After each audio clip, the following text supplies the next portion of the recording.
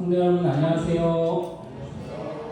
네, 오늘은 그리스도인 선교봉사 제24장 성공적인 그리스도인 봉사를 위한 자격 그 두 번째 시간으로 우리가 하나님의 일을 하기 위해서 우리가 어떠한 자격을 갖추면 좋을지 함께 알아보도록 하겠습니다.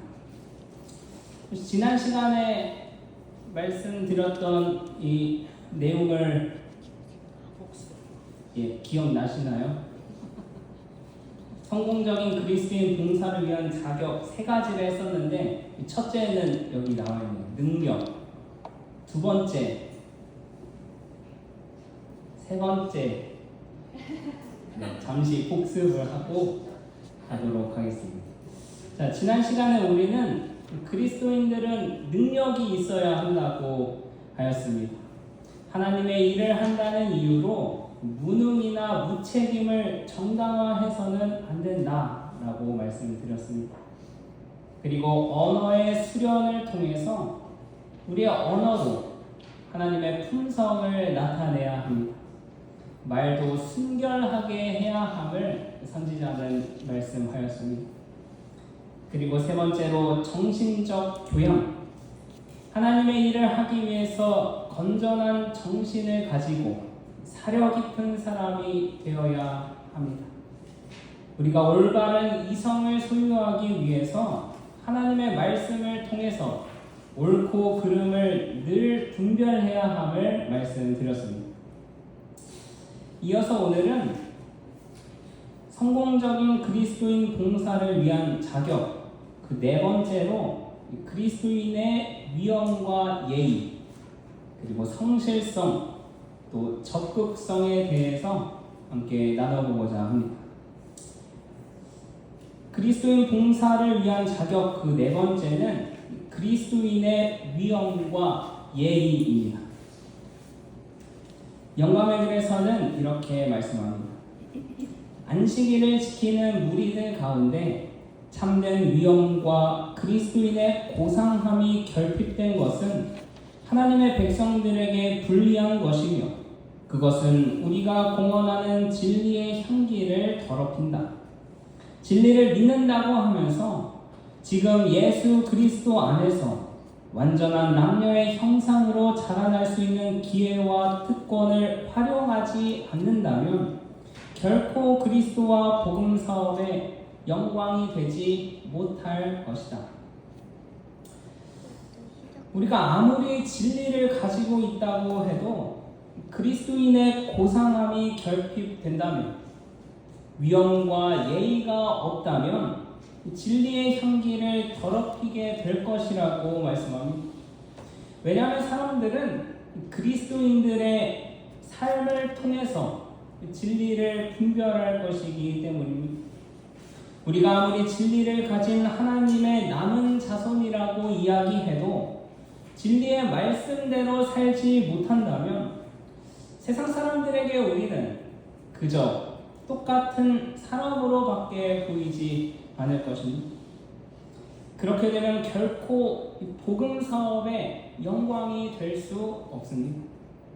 그렇기 때문에 우리는 교회에서도 밖에서도 내가 그리스도인임을 잊어서는 안 됩니다. 지난주 교과에서도 이야기했듯이 내 앞에 끼어든 차량에게 아주 시원하게 손가락질하며 욕했는데 그 사람이 내가 성경 공부 가르쳐야 할 영혼일 수도 있다는 것입니다.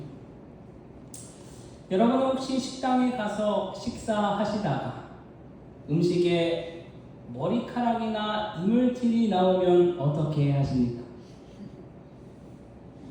곧바로 여기 사장 누구야? 라고 하진 않으시겠죠. 무조건 참으라는 것은 아닙니다. 위생에 신경을 쓰는 것도 식당에서 마땅히 해야 할 의무입니다. 그러나 아무리 손님을 왕 대접해 준다고 해도 나는 왕이 아니라 그리스도인임을 잊지 말아야 하는 것입니다. 마태복음 5장 16절에서도 이렇게 말씀합니다. 우리 이 말씀 함께 읽겠습니다. 시작. 이같이 너희 빛이 사람 앞에 비치게 하여 그들로 너희 착한 행실을 보고 하늘에 계신 너희 아버지께 영광을 돌리게 하라. 아무리 진리의 말씀을 알고 있다고 해도 그 말씀을 살아내지 못한다면 아무 소용이 없습니다. 세상 사람들에게 우리의 착한 행실을 통해서 하나님께 영광을 돌리게 해야 합니다.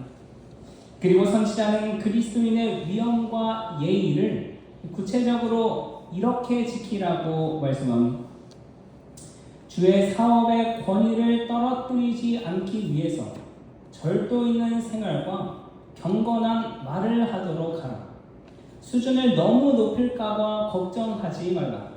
모든 조잡하고 거친 행동은 제거되어야 한다. 그 대신 예절과 우아함과 그리스도인의 예의를 갖추어야 한다.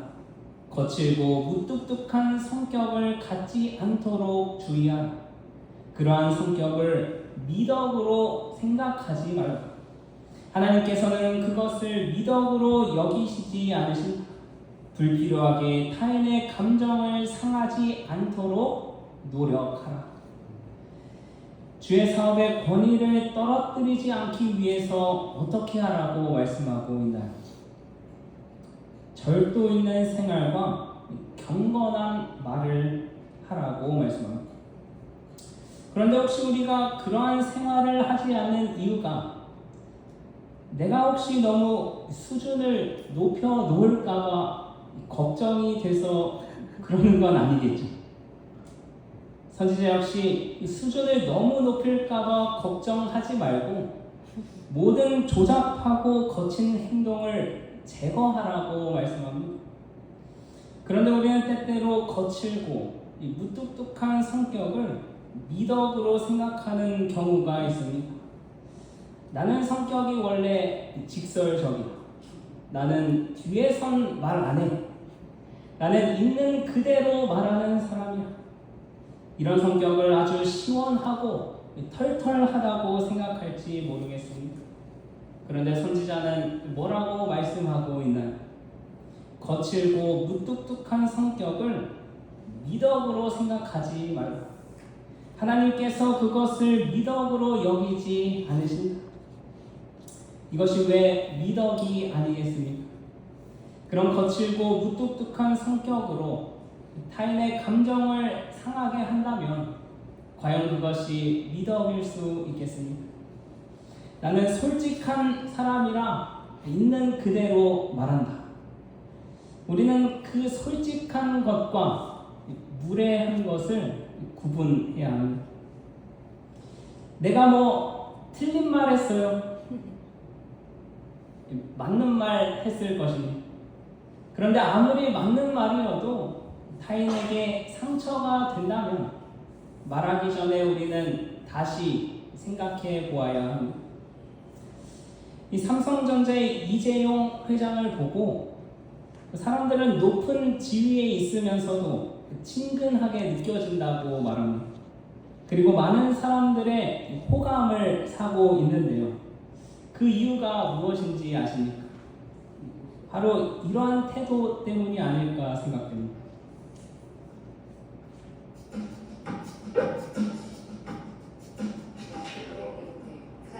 제가 감기가 걸려가지고 혹시 분위기가 좀 어땠나요? 잘 될 것 같으세요? 다들 열심히 하고 계십니다.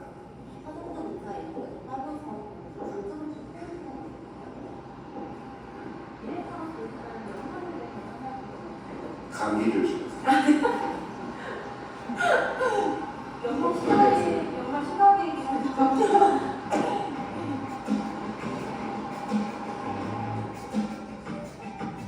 감기 조심하세요. 목도리 하세요.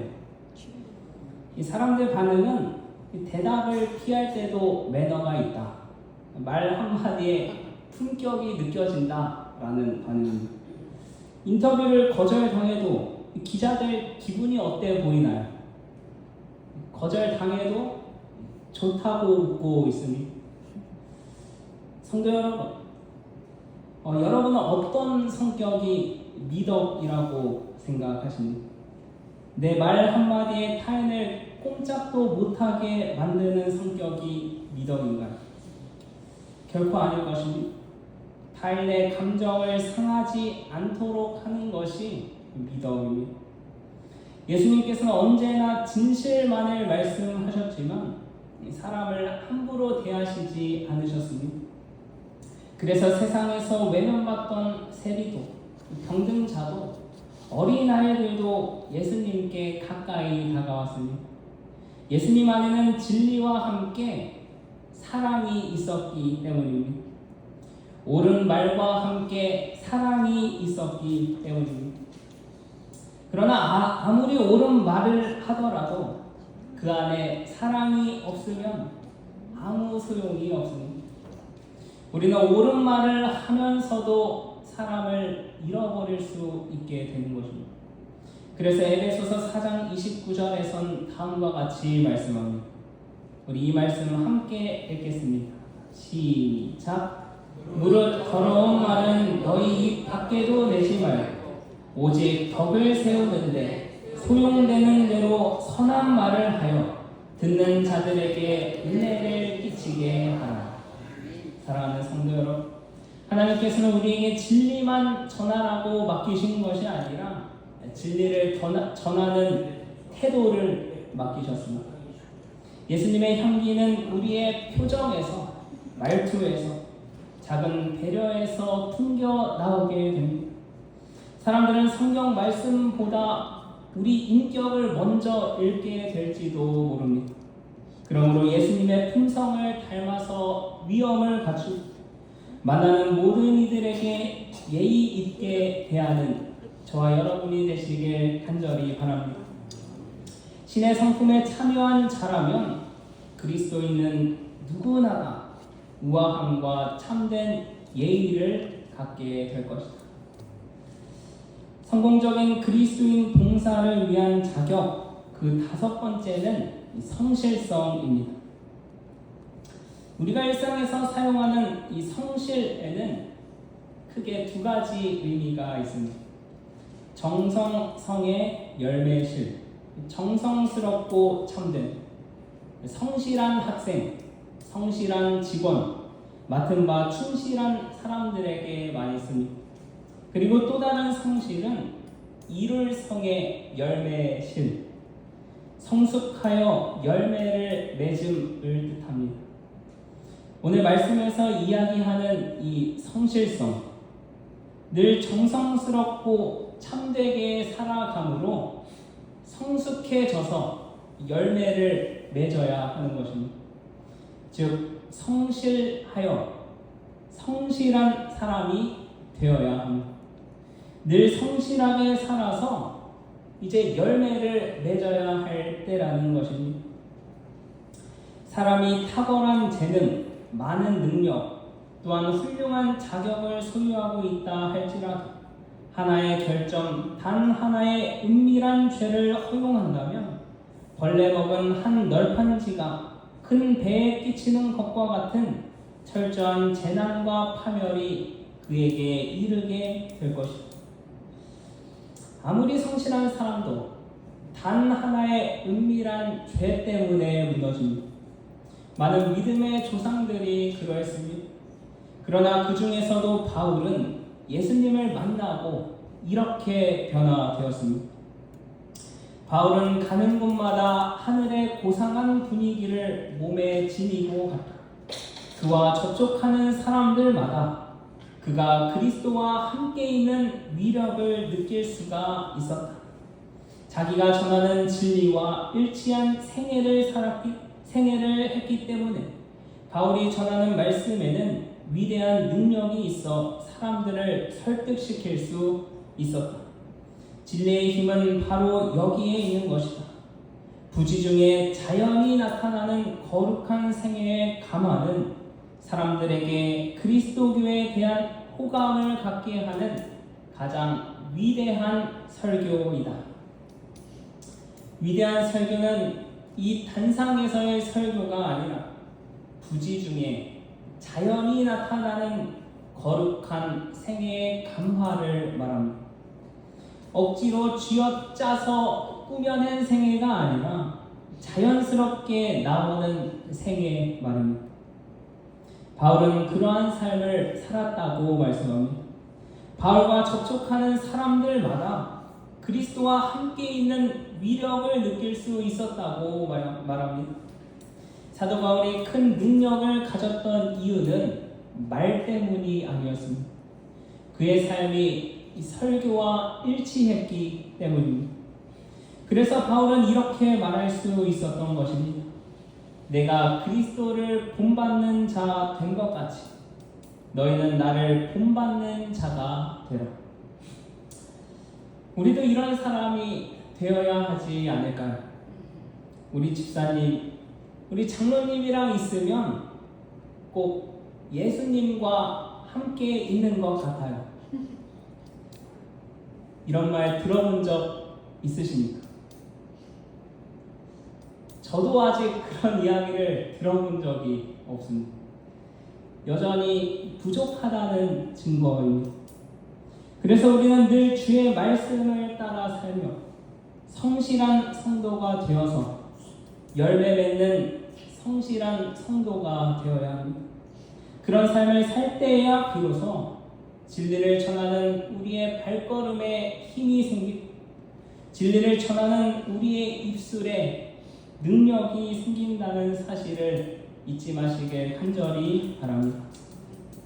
참된 풍성은 밖에서 형성되어 장식되는 것이 아니라 속에서 밖으로 내뿜는다.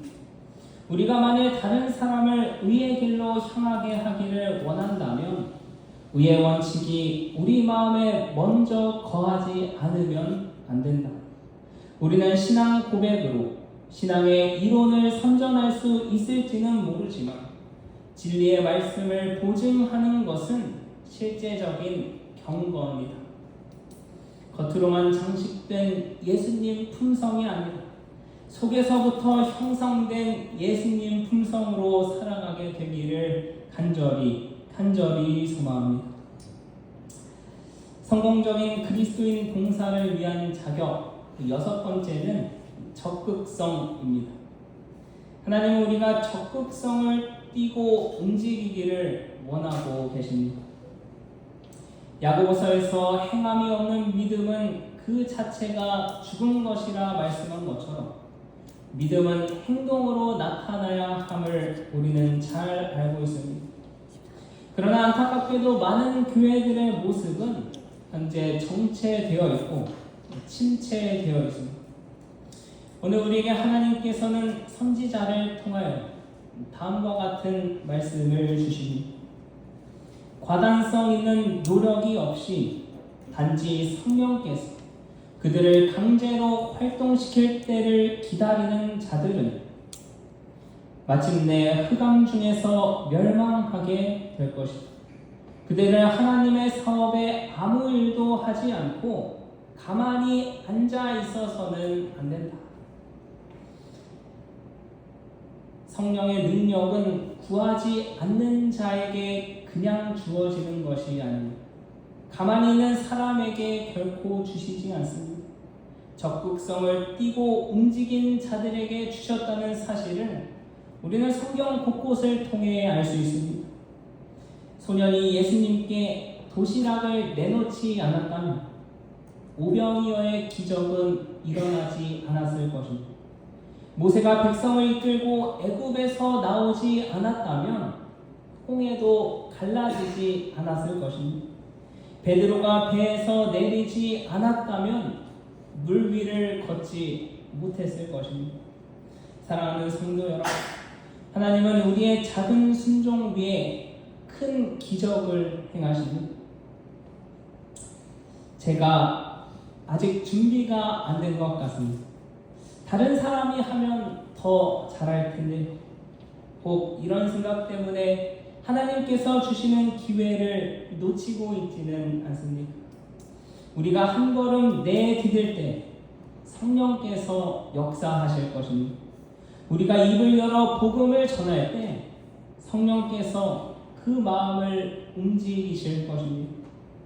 오늘 말씀을 잘 기억하셔서 위엄과 예의를 통하여 삶으로 진리를 전하고 앞으로 매사에 성실하여서 이제는 우리의 삶의 열매가 맺혀서 성령께서 역사하셔서 주님 주신 사명 감당하는 저와 여러분이 되시길 간절히 바라면서 말씀을 마치겠습니다. 찬미 435장 함께 부르시겠습니다.